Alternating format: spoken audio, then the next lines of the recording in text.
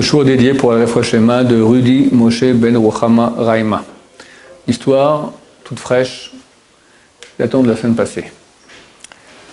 Un jeune homme va au Caspomat, qu'on appelle ça en français, distributeur automatique. Il sort sa carte bleue pour sortir de l'argent et il voit à l'endroit où il y a l'argent, il y a des billets qui lui font coucou. Il dit sympa. Un billet de 200 shekels, c'est le billet le plus grand qui est en Israël. Et il met sa main, il voit c'est pas un billet, il y en a plusieurs, il compte 2600 shekels. Il se dit, le type qui a perdu ça, il a la chance, parce que moi je suis honnête. Un autre s'est prêt, il a remis ça dans sa poche, serait parti en chantant le Hallel avec ou sans bracha. Il rentre dans la banque, il va voir le directeur de la banque, il va voir qu'est-ce que j'ai trouvé dans le distributeur d'argent automatique.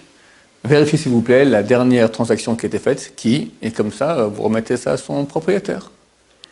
Le directeur prend ses coordonnées, son téléphone, tout ça, ok, bye, il s'en va. Quelques minutes après, le directeur l'appelle, extraordinaire, tu ne peux pas imaginer ce qu'il c'est. C'est une vieille dame, elle a 92 ans, elle habite tout seule, dans un petit appartement, elle n'a pas les moyens, elle ne veut pas rentrer dans un asile de vieux, là-bas l'endroit où on tue les gens assez rapidement.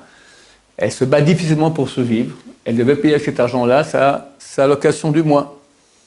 Et en fait, la location, elle n'est pas 2006, c'est 2475. Donc, elle veut te donner la différence qui reste, les 125 qui restent, en cadeau, à toi.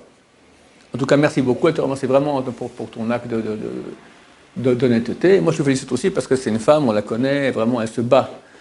C'est pas facile dans ce monde de se battre comme ça quand tu as 30 ans. 92 ans, quand tu n'as pas les moyens, c'est héroïque.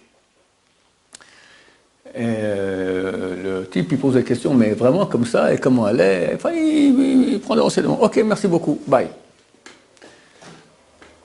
Après quelques minutes, il rappelle et dit, écoutez, dites-lui que je ne veux pas de cet argent-là, et moi je rajoute encore, je lui donne 500 shekels cadeau de ma part. Le directeur est super étonné, content, franchement, chapeau, vraiment, c'est génial ce que vous faites. Et il en parle à la banque. Et une employée là-bas dit, moi aussi, allez, je mets 350 pour la vieille dame. Et l'autre, il commence comme ça, tac, qui donne encore. Pour finir, on arrive à une somme de 1850 shekels en plus. On a eu un total de 4450. Elle avait perdu 2006, elle a récupéré ce 2006, et là, elle se retrouve maintenant avec 4450. Grâce à quoi? D'abord, le type qui était honnête, il aurait pu le mettre dans la poche et partir. C'est du vol. C'est du vol. Il y a une mitzvah d'achat aveda, quand on voit une chose volée, il faut la rendre. S'il y a des signes, la somme d'argent, le nombre de billets, c'est un signe. C'est un billet tout seul, alors c'est différent, parce que personne ne peut dire c'est le mien. Mais lorsqu'il y a une somme, là, même avec un 200 aussi, parce qu'on aurait pu retrouver il suffit d'aller voir, d'accord? Donc il y a une obligation dans tous les cas de rendre l'argent à son propriétaire, il était honnête. Il aurait pu le mettre dans la poche, 2600 shekels, ça arrange tout le monde toujours, il était honnête. Mais elle se débrouille à peine pour vivre. Quelqu'un maintenant lui remet son argent, c'est son argent. Elle lui donnez-lui en cadeau, remerciement, 125 shekels. C'est ça qui l'a touché. Comment cette dame-là, qui n'a pas les moyens de survivre, elle fait comme ça un acte de noblesse, c'est très dur pour elle, 125 shekels. Ça l'a réveillé, si c'est comme ça, moi aussi je fais un acte pareil. Et les autres ont vu après, tac tac, ça fait le domino, Baruch Hashem, la chaîne vertueuse. Baruch Hashem, que Dieu nous aide comme ça à être des locomotives. Un fait le premier acte, il peut tirer derrière lui des wagons et des wagons et des wagons, et tout revient, ce mérite revient grâce à lui. Pourquoi? Il a été droit, il a été honnête, il a été bon. On ne se rend pas compte ce que c'est. Dans ce monde aujourd'hui où c'est la jungle partout, où les gens se permettent n'importe quoi au nom de business is business, tu bouffes, tu te fais bouffer, le business c'est la jungle, etc. Toutes sortes de dictons. D'accord, je ne sais pas de quel Torah ça vient, peut-être je ne veux pas dire des titres, en tout cas pas de chez nous. Et au nom de cela, tout devient permis. C'est tout le contraire.